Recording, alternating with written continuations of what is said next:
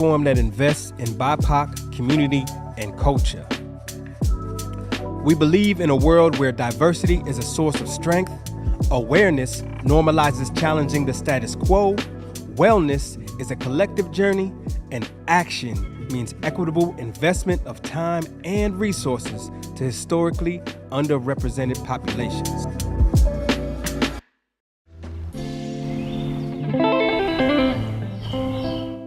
You know, when I moved to Austin, the saying was, keep Austin weird.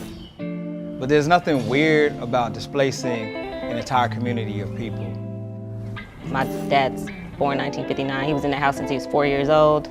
The house is no longer in the family. We don't own it anymore.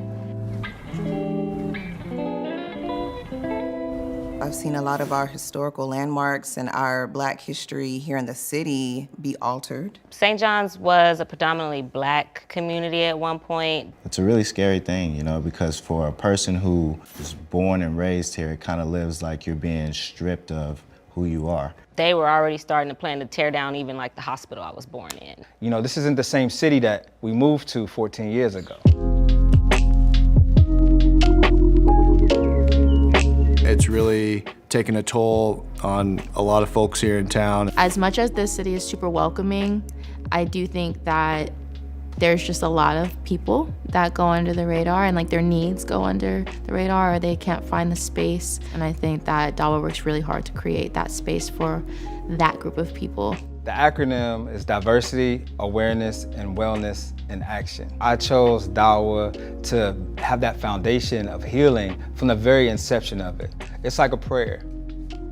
DAWA is medicine. It's a Swahili word that means medicine. So DAWA has 4 areas of focus. They have the DAWA Fund, raising money, giving cash in hand to those in need. You don't know when your next check is coming, so it was super helpful in like easing my mind and like helping me to not stress during that time, feeling supported, still feeling purposeful, and just having that as a resource and support to lean on made a crucial difference for me. I was working for a commercial investment firm with their maintenance division, and I was kind of fed up with the way I was being treated, and that kind of came to a head one day when my boss made a significant remark, and this was around the George Floyd and a lot of Black Lives Matter acts. When he called me and he said that someone had a bag of mulch and had put their foot on the mulch and said, "What does this look like to you?" That kind of shook me up, and I actually had my first anxiety attack that day. He was just like, "Mom, I can't do this. It's not safe." I'm scared. I'm like freaking out. I can't move. And she's like, "Well, breathe." I was like, "I can't." And I was just like, then it's just time to go. That's what really was the straw that broke the camel's back. And then the next thing he told me was just like, "I just got a grant from DAWA." Just the next thing you know, he's self-employed, a Black-owned business owner. It really felt like somebody saw me and was like, "You need this. I want to help you. I want to see you grow." And that's exactly what it was, and that's exactly what it did. DAWA Studios is a content creation studio for the BIPOC community. DAWA is about that action. It's not just random letters. There's no separation to me between art and community. Like, art is one of the most powerful tools to build community and bring people together. And that's something that I've always kind of known innately, but also something I've explored and grown in terms of my ability to do that. There's a lot of people who said they were going to be doing X, Y, and Z, and it always happens like that. But then there's also a population of people who actually do the work. In partnership with South by Southwest, Vision 8291 focuses on centering and elevating the work of visionary BIPOC artists and leaders with the intention of annually raising funds to directly support the work of Austin BIPOC-led grassroots organizations. And the Black Lives Music Fund creates artist education and economic initiatives to help recipients build sustainable music careers. DAWA is out in the community providing something that's so positive, and it has healing mechanisms to it. We have organizations like DAWA that fight against the grain, even on a level where Chaka's, downtown at City Hall, raising his voice in there and advocating for us. You need the people that do that. After working with DAWA, I had a true shift in my belief system in the way that nonprofits can be used for truly accomplishing and staying to what the mission, vision, and goal is that is set out. What it looks like right now is that we distributed almost $300,000 to the community in 5 years, including $32,000 during the winter storm. When he seen that Weekend was actually out there putting our lives at risk, DAWA called and asked what they could do to assist and gave us a donation, which helped us buy most of the resources actually that we gave away. The work that the social worker does, the work that the teacher does, the work that healthcare providers, those that take care of our elderly, their work is so essential. So when we support that specific group, we are supporting an entire community. It feels good to know that there are people who are willing to invest in those of us who are out in the community trying to make a difference. They invest in us all the time. It's time for us to return the favor. I mean, this is what makes Austin weird. This is what makes Austin great. Leaders like Shaka that really want to build a community, and it starts at that grassroots level. When I think of DAWA being here for a long time and evolving, I think of more healing, more medicine, and more opportunities and resources for Black and brown people within the city. DAWA means building the capacity of givers to give. The future for DAWA is making giving to the givers a national movement.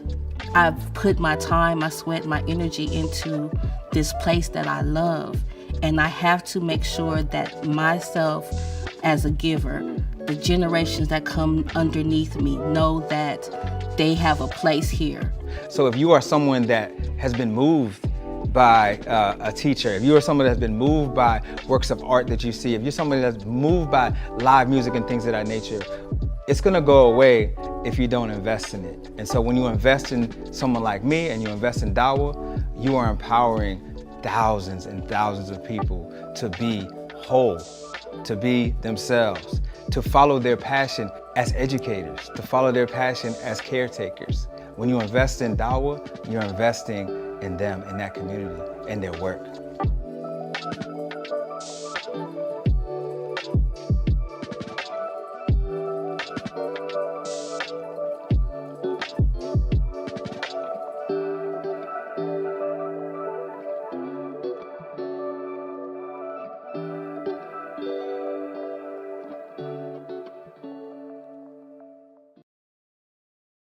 And we are back with another edition of Season 4 of the 2-Hour Lunch Break Podcast, a podcast from Austin for Austin. As you can see, we are back here at home-based DAWA Studios. I am Saint, one half of the 2-Hour Lunch Break Podcast, and I got my co-host, Charles Zeus. And we got a special guest, y'all. We got him. We finally got him.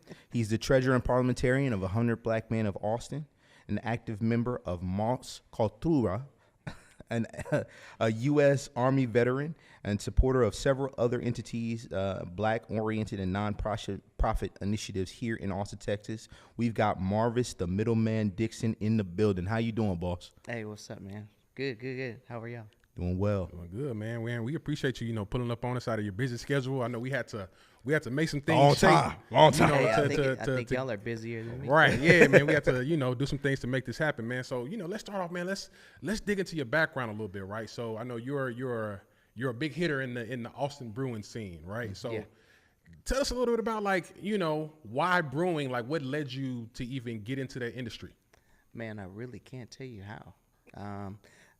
I just reached a call from a brewery that needed some help, and then I kind of started. I was a customer more, right? Okay. And then enjoying some breweries and coming along, then I kind of met one brewery, worked for them. Okay. Went to the next, and then now where I'm at in South Austin at Fast Friends Beer Co.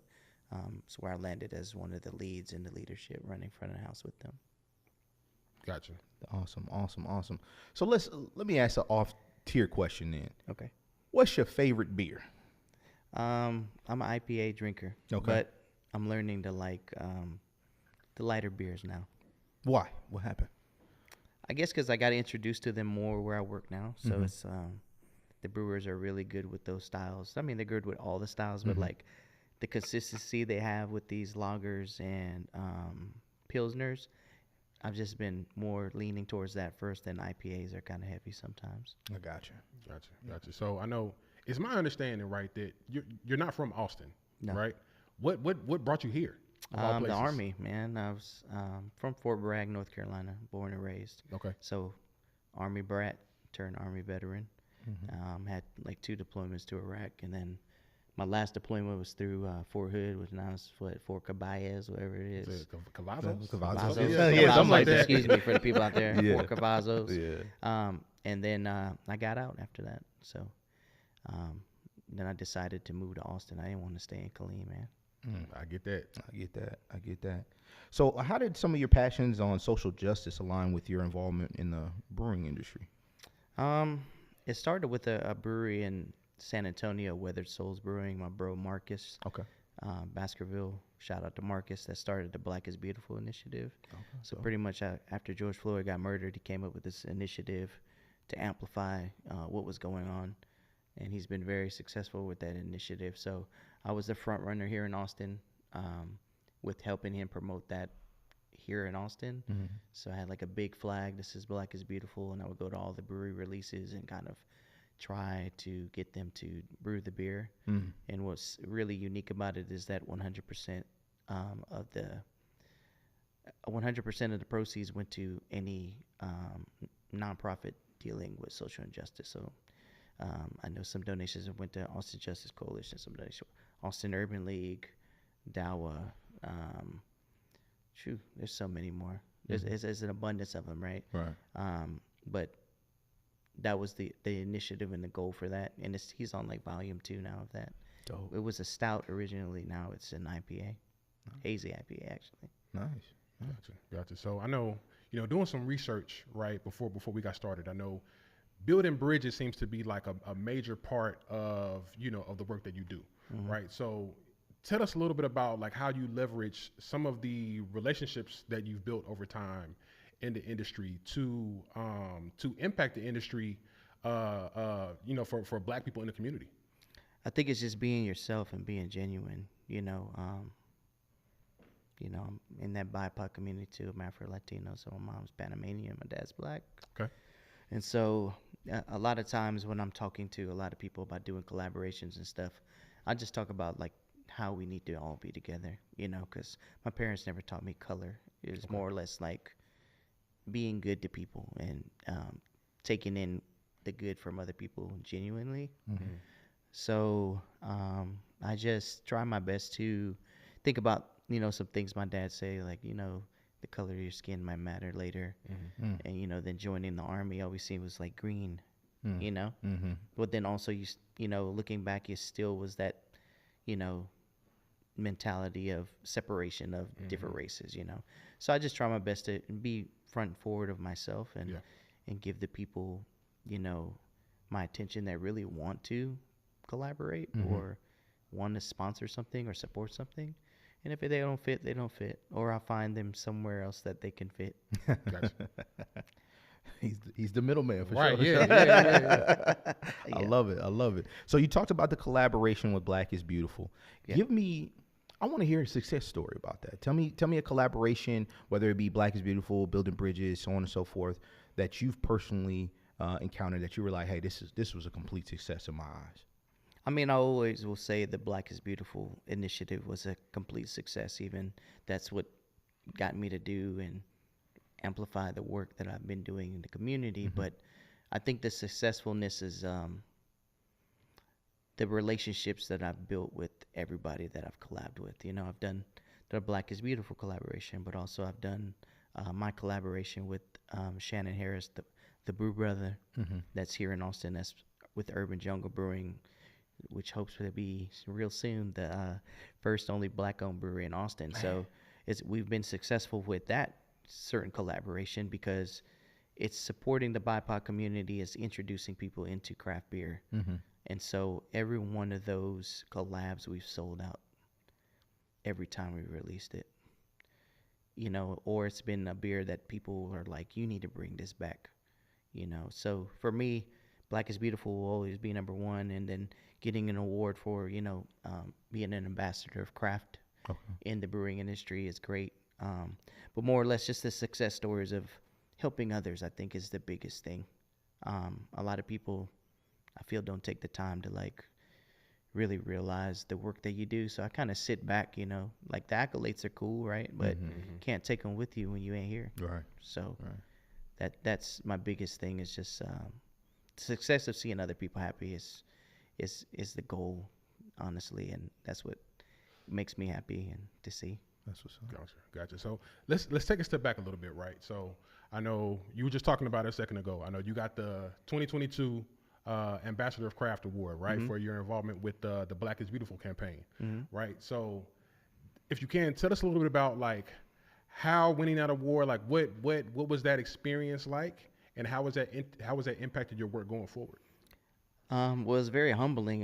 It was surprising because I didn't know. I knew at the time they were like, "Hey, we want you to be at this thing," and I was just like, "Okay, it's a Texas Craft Brewers Guild Awards. This is gonna be fun, you know." And when my bro Marcus was getting up there, and they were, you know, I was like, "What's going on?" And he started. I had happened to get a text from like my mom or dad, and I hear him say my name, and then my picture went on the screen, and I was just kind of blown away, you know, because I've noticed that I've done a lot of work, but sometimes you miss things, right? And I know that I wasn't doing the work for the awards. I was doing the work because it's what needed to be done, and what's gained from that is a lot of great people, meeting you guys, meeting DAWA, meeting the 100 Black Men of Austin, my brothers with them, and just the relationships that I've gained has been a great experience, and has continued to be great. Right. Man, that's beautiful. So when you receive that award and that recognition, how does that help you with the overall influence, you know, within your craft? I know, getting that award, right, is a recognition in and of itself, right? But how does that help you when you walk into the room and say, "Hey, look, I'm," you know, and they already know, "Oh, wait, you won 2022 craft." Right, got a big name. Yeah, right. Big step up in here. Yeah. How does that influence? I don't think that I've walked in with that mentality. I'm a stepper, you know. I think my work shows that. Yes. But it's just helped me that people know that there's someone like me, especially if they're the same color as me or they do the same work as me, that they see, oh, he's really here. He's not just someone that's been on social media texting what they're doing. You know, it's more or less that, oh, he's in the same space that I'm in. He's here talking to people. And I try my best to talk to everybody, you know, from the person that I don't know to people that I do know. And just try to, you know, that's what I've gained. You know, I think if I flexed, it wouldn't look good in the community. Right, I just more or less just be like, "Hey, what's up?" Yeah. Gotcha, man. So let's talk about the As One collaboration you did. I know you brought it up, right? And I know it was to basically bring, you know, more of the BIPOC community into the brewing industry, right? So if you can tell us what was your inspiration behind that, and how was the impact of that campaign been so far? The inspiration was that I've seen so many people or met so many people that's like, I don't really like beer, but I don't know what I like, or I've never been to the breweries, or I always wanted to go to the breweries. Right. And they're just like, I never had no one to go with. And me and Shannon have been in the same boat. Yeah. We've just been like, go to a brewery, or like, kind of like, oh, what is all this on the board, right? And then someone telling you about it, and you're confused because you don't know, right? You don't. All you can say is, I'm looking for something light or something that's not too bitter, right? You know. Yeah. And with the As One collaboration, we wanted to make beers specifically that were approachable. So we're not giving you that triple IPA with 2 different fruit and it just tears your palate up. You know what I'm saying? We're not giving you a stout that has all this flavor and chocolate and bourbon barrel aged. We just wanted to give you a beer that you can try the style, like a hazy pale ale, but it wasn't really hazy. We give you more of that fruit forward. Or we did like a winter warmer. Okay. And the winter warmer was like just enough that you could taste like the orange. Yeah. And like the molasses of the sweetness. Okay. So what we've gained from that is that more people that we know personally and their friends, you start seeing them out like, oh yeah, we at this brewery. I see them post all the time. Like, we went to this brewery, went to this distillery.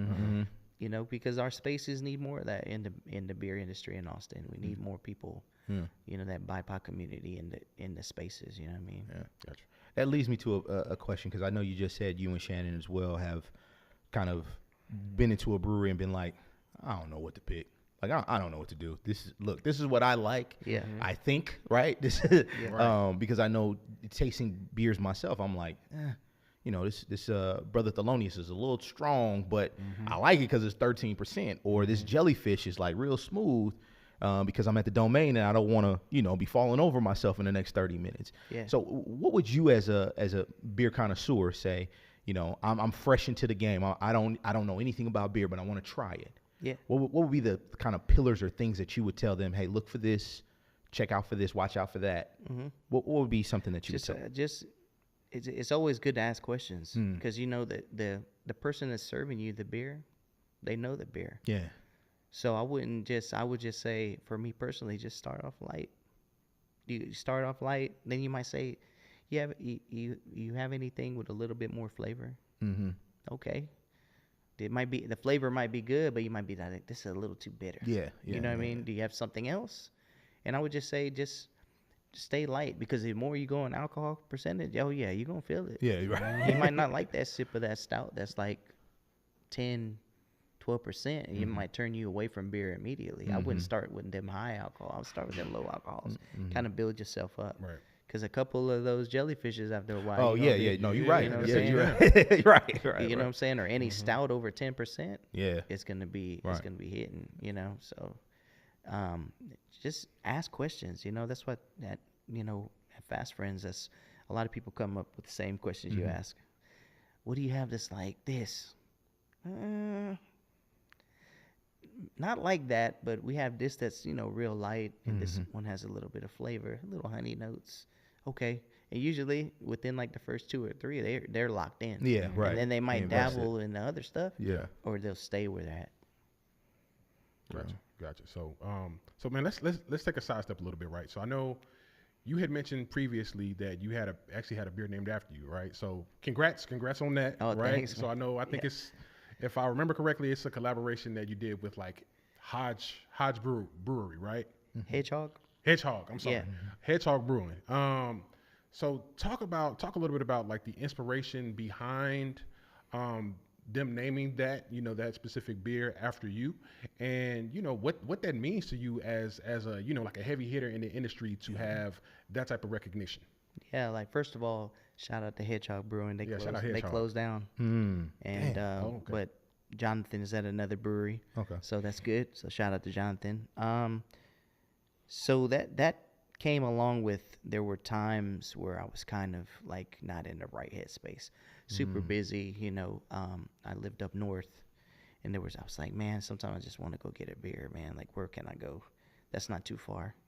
And they were the closest, and I met them one time, and I was like, where's the brewery at? I was like, oh man, that's up the street from me. So some days I would just go in there and chat and just like let out some stuff that's kind of my mind, or ideas, or things that I was planning, and they were always receptive of it. You know, him and his brother were always receptive of it. And you know, come later on, I joked about it, and I just was like, y'all should just name a beer the Middleman. I kept joking about it, and they were laugh about it. They were like, yeah, maybe we should. And one day they came to me and they were like, hey man, we're gonna release a beer called the Middleman. And it was just based on the experiences that they had when they first met me, and they followed the work that I had been doing, and they just were like genuinely really expressed their support for me. So as I was supportive of them all the time. Yeah, that's super dope. That is super dope. So tell us about some of the new initiatives that you got coming up, new ideas, new plans. Man, I don't know. I feel like I have so much in my mind. I know we're taking As One to Houston. Okay. But I can't say the brewery yet. But we're taking the As One to Houston. Nice. We're going to redo some more of the As Ones in Austin. Me and my brothers of the 100, we're continuing to do the work behind the scenes too, with like the reading competency we've been doing in Austin ASD. And some other things of helping and building the community. I know today I wasn't able to make it, but they actually welcomed the kids back to the new location for the Texas Empowerment Academy. So shout out to them. And just continue to push the work that I've done. I do a lot of behind the scene work too. I'm sure in your phone you're going to ask me another question about the other stuff that I'm doing. But yeah, I do a lot of stuff that I don't really talk about either. It's just kind of low key. Real. Gotcha. So quick question, right? So I know you're very accomplished in the industry, right? Mm-hmm. You have all these advocacy initiatives that you've done. You had these collaborations that you've done. With that said, though, what type of advice would you give to the young Marvis, to the young middleman, right? Mm-hmm. That's, this is before the military vet, before Moscow Tutor, before, all the accomplishments that you had. What type of advice would you give to the younger you as the younger you was looking to break into the industry? Break out of the shyness and don't be afraid. I think I'm still naturally shy. It's hard to tell that. Gotcha. But yeah, I would just say, I should have broke out of this a long time ago. It took the Army to do that. I kind of was like shy. Yeah. Still quiet when I was younger. Mm-hmm. And then now it's like I'm normal. I'm here. Right. I'm in this thing. Right. I'm in this thing. Right. So I want to ask about just personally you. What are some goals that Marvis desires to achieve, or the middleman desires to achieve in this space with the brewery? I know you said the aspiration of having the first black brewery in Austin, right? Mm-hmm. Transitioning to Houston. What's something that you want to achieve in this new 2024 year? Get an intern. No. No. I just want to continue to have other people be more successful. I think when you're doing collaborations sometimes, or you're talking with people, or if I've helped people, sometimes they don't want to talk to the other party, which is weird. Maybe you get a donation and you're like, here. And I'm like, you should go talk to them. Yeah, right. And they're like, can you just do it? Yeah. I think my thing for this year is to let all the parties be more involved, and just support, the stuff that I'm doing, right? And I want more people to come see where I'm at, over here at Fast Friends. It's a great location, and a lot of stuff that we're doing over there for change in South Austin areas is amazing. What's coming, we're open, but there's so much more to be done at that brewery building. Right. Yeah. But I just want, I don't know, man. I've been winging life, I think, the past couple of years. That's not a question that's generally asked to me, so I don't have a really great answer. But I hope that was perfect. Yeah, that was good. That was good. Right. So man, let's talk work-life balance a little bit, right? Yeah. So okay. I know you got a lot of pots on the stove. Yeah. Right. I know you got a busy schedule, right? How are you able to balance all that? Along with, people have personal lives, people have relationships, some people have kids, some people have, hobbies and projects outside of their normal work. How do you make all of that work and are still able to be as successful as you are? I just do it. That boy said Nike. Right. I think I'm so laser focused in the things that I do, and not wanting to let people down. It's hard for me to say no. So I just do it. I just, and it's stressful, trust me. I bet. Yeah. Mm-hmm. But there's times where I do get to, relax, especially in my home, or, riding in my car a little bit, Right. I think that, the more mindset of people getting of being used to that, I think the Army has built me that way, kind of. Okay. We're always on the go. Last minute thing, hey, you got to do that. Cool, let's do it. And that's how I've kind of implemented the work that I've done. It's just like, keep going. Yeah. I could go to work, have to go support an event, go say what's up to the homie. Yeah. And then go back home, check my dog, to go back to another event, and then go back home. Man. It's tough. I'm focused, man. Right. I don't think a lot of people have gotten this chance to hear that from me. Mm-hmm. I think some people think I'm playing games.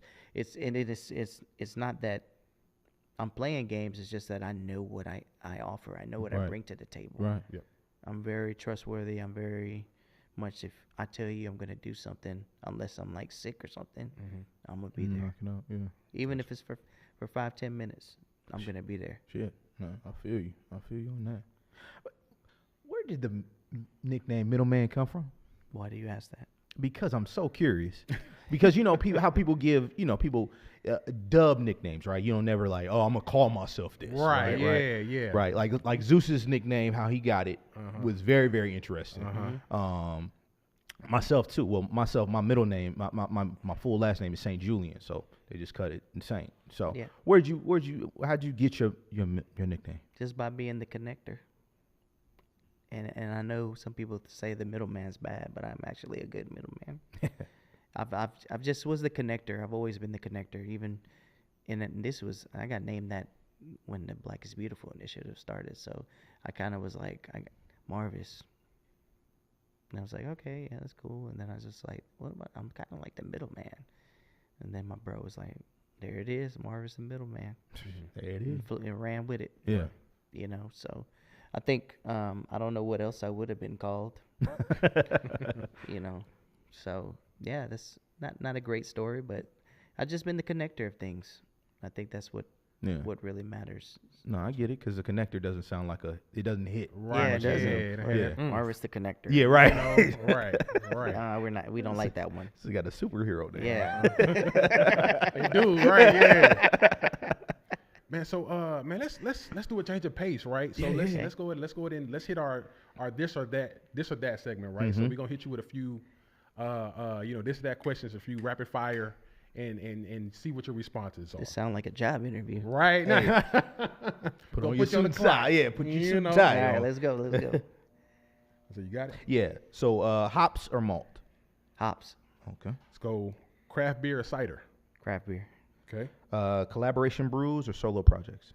Both. Okay. Hit us with a curveball. Right. Okay. Traditional style or experimental brews? We got them. We got one. I'll go experimental. Okay. Experimental. Okay. Brewery tap room or beer festival? Both. I love both aspects of those. Yeah. Gotcha. Okay, let's go. Summer IPAs or winter stouts? Damn it. There we go. Summer we IPAs. might got one. Summer. Okay. Summertime. Okay. They're gonna be mad at me for that. Okay. Local ingredients or global favorites? Local. Okay, last one. Let's go. Virtual beer tasting or in-person brewery visits? In person. Nice. I feel like virtual can kind of be weird. Yeah. Well, in COVID days. No. Right. Yeah. COVID. Yeah. But now we need you to come. Yeah. Gotcha. You said show your face. Right. Yeah. So, man, you've hung out with us. You've got to experience what we're all about, man. And as we talked about before, give us somebody that you think would be a good guest for the show. But before you answer, it's got to be somebody that you can connect us with right in your phone and say, hey, look, hung out with the 2 Hour Podcast, and they're dope. You need to come fellowship and talk and tell your story. Who do you think that would be for you? I got 3. Go for it. Hey, all right, name all 3. Yeah, we want to hear 'em. Take as many as you got. Okay, so I will go with my boy Ray with My Soul to Keep. Shout out to Ray. Shout out to Ray. My boy Laced from Laced and Found. Shout out to Laced. Okay. And Shannon Harris, the Brew Brother, with Urban Jungle. Shout out to Shannon. Bet. We'll be tapping in with y'all. We won't tap in. Okay. So I was gonna say, man, before we wrap up, man, let's plug your social media handles. Where can everybody find you? It will be the middleman _ATX on Instagram. That's all I got. Hey, So that's got all it, you. got That's it. all y'all need. I got on Facebook a while ago. Yeah. All right, man. So that wraps up, man, this edition of the 2 Hour Lunch Break Podcast. Let's say once again, man, shout out to the homie Marvis, the middleman, for pulling up on us, taking time out of his busy schedule, to tap in with us. Shout out production behind the boards, man. Cafe Yodo. Shout out to our home studio, DAWA Studios in East Austin, Texas. You can find all episodes of the 2 Hour Lunch Break on YouTube, Spotify, all social media. all streaming platforms. You can find us on social media at X at 2HLB Pod, and Instagram, The 2-hour lunch. Did I get those mixed? No, you got them right. You got them Okay, right. You got them right. Thank you for tuning in. We out. All right. right. He's like, it's like, I oh, was like, on break. Gotta mix it.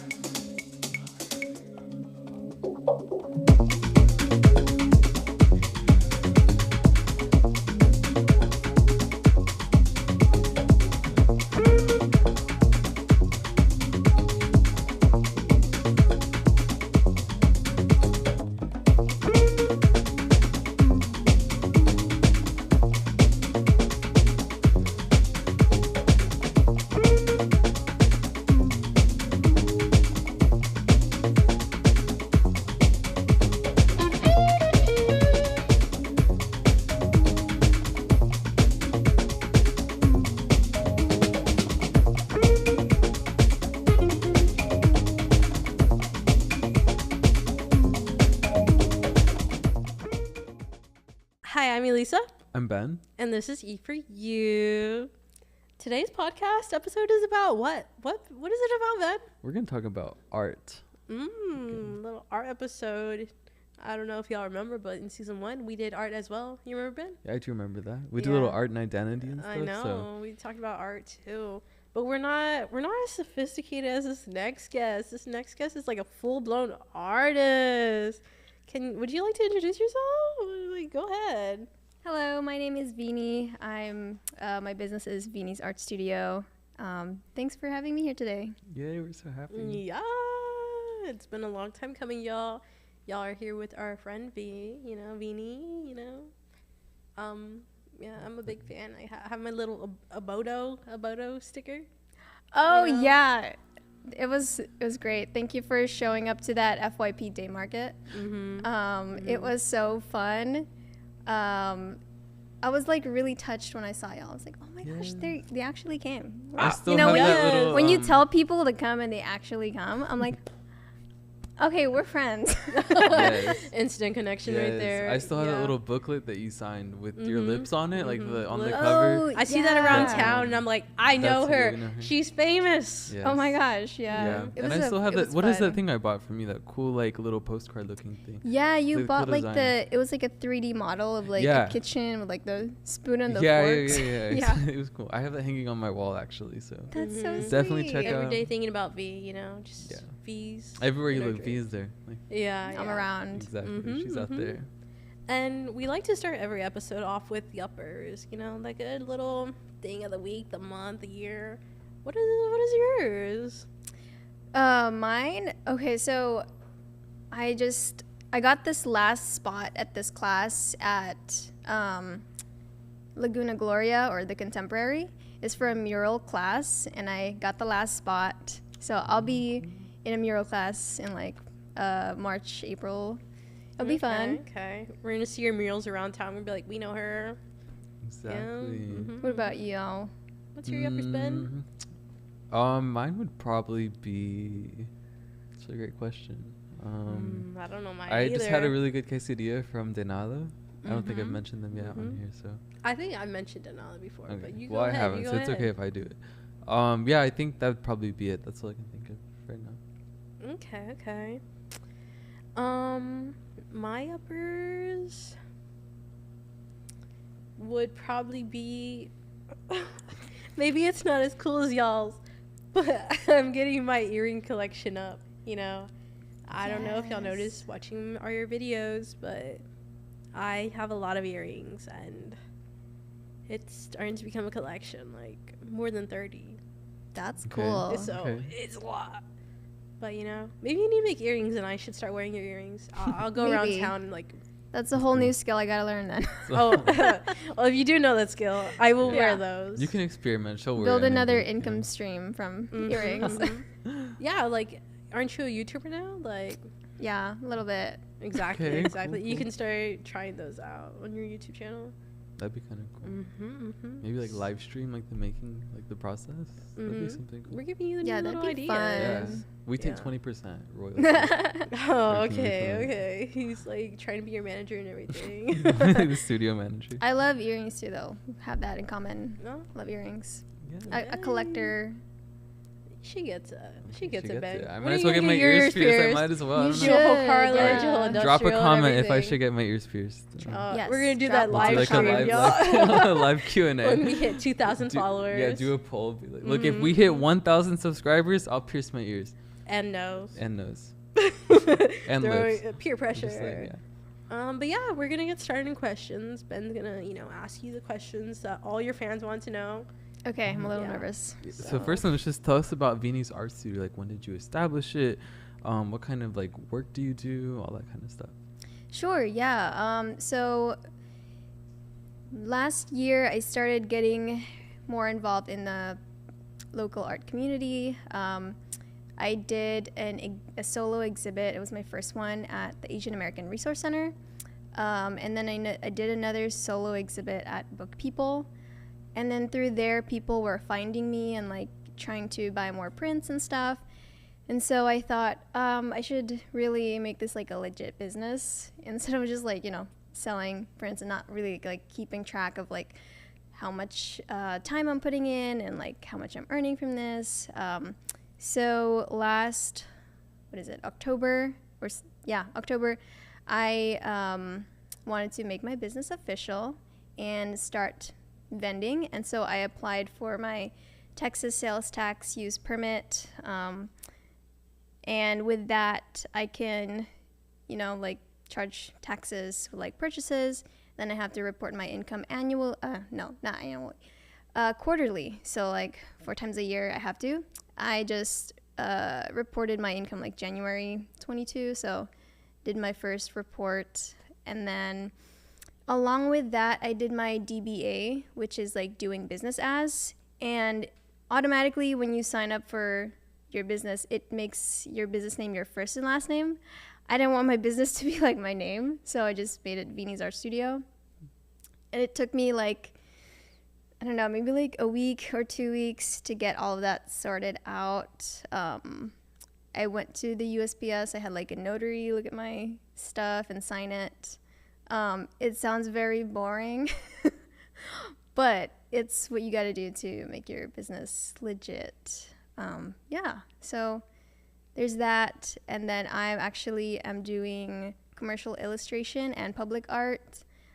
So with commercial illustration, I've done some like vector or raster images, graphics for all kinds of businesses really. I've done work for higher education, solar, food and beverage. So I've done like some social media, some social media things, illustrations. I did some email designs, all of that. And then for public art, I'm just kind of like trying to get more involved in the community scene. Yeah, so I'm doing my first public art commission right now. It's really exciting. So it's like another stream of like, I don't know, like another stream of income that I can tap into and grow. So it's like really been an adventure of learning a lot. Okay. Awesome. I think I remember like the first time I saw your artwork was on the news. I follow your sister, and your sister was like, "Oh my gosh, look, the local news, my sister's on it." Was that what was like, how'd you get into that too? Like, was that the first public thing you did?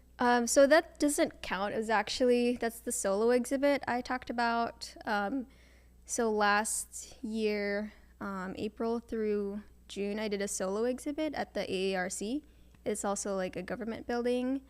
So that's what that interview was for. I was on the Fox 7 for like a minute or 2 minutes. You're still famous to me, V. It's funny though, because my sister's like, "Who's on the news anymore?" My sister is, or your grandpa or something. It was so funny. I'm like, that's true. I feel like being on a podcast is so much cooler though. That's why you're on E for You, right, Ben? Right? Exactly. We're better than Fox 7. Mm-hmm. Who knows? Maybe we're the new icons. Y'all are iconic. Thank you. Manifesting. Thank you for hyping us up. So it sounds like you do a lot of different like mediums and stuff. Do you have like a favorite one, maybe like in your personal time you like to do, or like one that just comes like most natural to you? Right now I'm doing a lot of digital art. I mostly work in Procreate. So my process could be different depending on what I'm doing.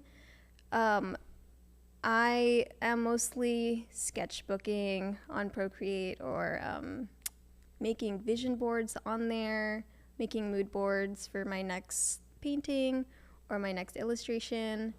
I also do traditional art, like oil paintings, and I've been getting into more like pastels, oil pastels or soft pastels. Those are fun too. I like the materiality of like physical materials, and the way that it just sounds when you rub it in the paper. It's very soothing. I can paint or draw straight for like 3 hours with no music and just zone in. Or yeah. You pay attention to like how those sound for like hours? Yeah, I can do it for, I'll say like 3 hours max. Wow. And then, you know, you get hungry, you get sleepy. I feel like it'd be really relaxing though, honestly. Like, Yeah, she can start her ASMR channel. Yeah, honestly. These ASMR. I could, you know, I love falling asleep to like the TikTok lives. Me too. Yeah. Yeah, but I'm so embarrassed to admit that. But I don't like listen to like the arty things. I listen to like the wood soup. I've seen wood soup. Yes. Yeah. Oh my gosh. I think it's a form of art in its own way. It's like, you know, they're like choosing different types of like wooden balls and like rubber balls, and they just like float. And it's so fun. So throwing satisfying. them around in the water. It is good. Yeah, we love that. No, I've never admitted that publicly. Like, not even to my friends, but I feel safe now. So you're safe. You're heard. I never knew that. For ASMR, yeah, exactly.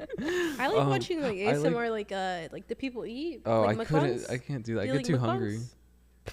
No, I get hungry. You like mukbangs? Yeah. And then, you know, I want to go get some food, so exactly. I like the spa day ones too. They do like the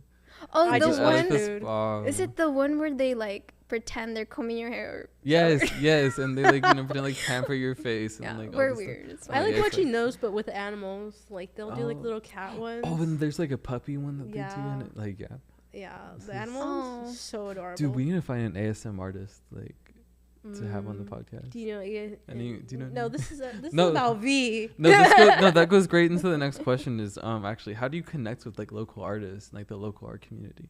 Yeah, so with connecting with local artists, I take a lot of classes or like artist training programs at the DAC or the Doherty Art Center. I meet people through there. Right now I'm going like twice a week, so I'm in a public art class. I'm just there with them, and we check in with each other. We're kind of just like, hey, how's your project going? Because some of us are like we got the same grants for things, and then we kind of just like consult each other just for support. And we're like, oh, you did it that way? Okay, I'm gonna take that into consideration, and like maybe I'll approach it the same way. So it's really like a little community there. And then what else? I see them through Instagram stories, like events, and I'll go to them and I'll meet some cool people. Or I'll have friends send events to me and I'll just go anyway. I feel like I'm a yes person. So I just go and I'm like, okay, why not? Whatever. And then I meet friends through friends. So I go to this like little club called Slippers Assembly, and then I met really cool creatives like writers, rappers, other artists through there. It's really neat. And then also I met a lot of people through Asian Season. So it's this nonprofit that's coming up.